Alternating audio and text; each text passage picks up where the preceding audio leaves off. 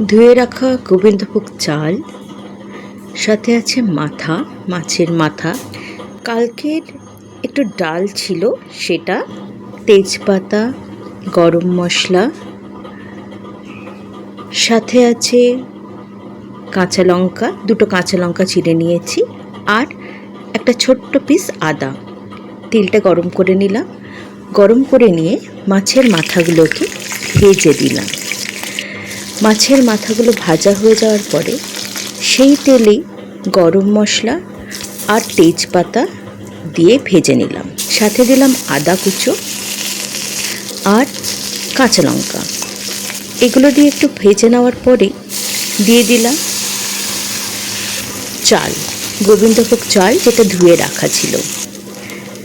নুন আর হলুদ, আপনাদের দরকার লাগলে এই সময় একটু মিষ্টিও দিতে পারে। আমি কোনো মিষ্টি দিইনি, কোনো চিনি দিইনি। এবার একটু নেড়ে চুড়ে দিয়ে মাছের মাথাগুলো দিয়ে তারপরে আবার একটু নাড়া, আবার একটু নেড়ে নিয়ে এরপরে দিয়ে দিচ্ছি একটু জল। এই সময় জল দেওয়ার আগে যতগুলো মাছের মাথা যদি ভাঙতে হয় তাহলে ভেঙে নেব। এবার জল দিয়ে এটাকে একটুখানি নেড়ে দিয়ে এরপরে এই সময় দিয়ে দিলাম যেটা ডাল খুব একটা বেশি পুরনো, কালকের পরে একটু ডাল ছিল, সেটাকেই আমি এর মধ্যে দিয়ে দিয়েছি।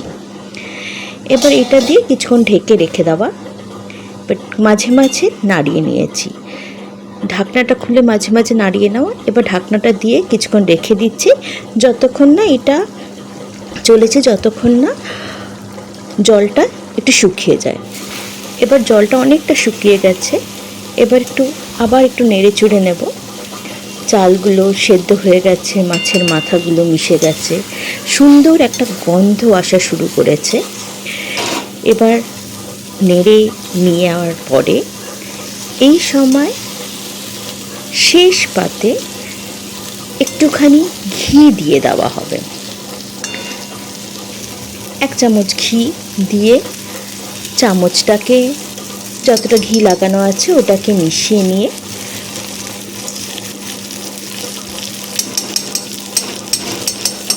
এরপরে একটু ঘিটাকে পুরো চালের সাথে ভালোভাবে মিশিয়ে নিচ্ছি। এই সময় একদম জল নেই।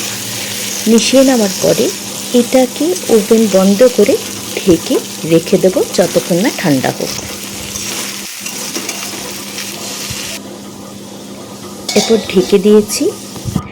এবার ঠান্ডা হওয়ার পরে চালটা ঝুড়ো ঝুড়ো হয়ে গেছে এবং যত এটা ঠান্ডা হবে আরও ঝুড়ো ঝুড়ো হয়ে যাবে।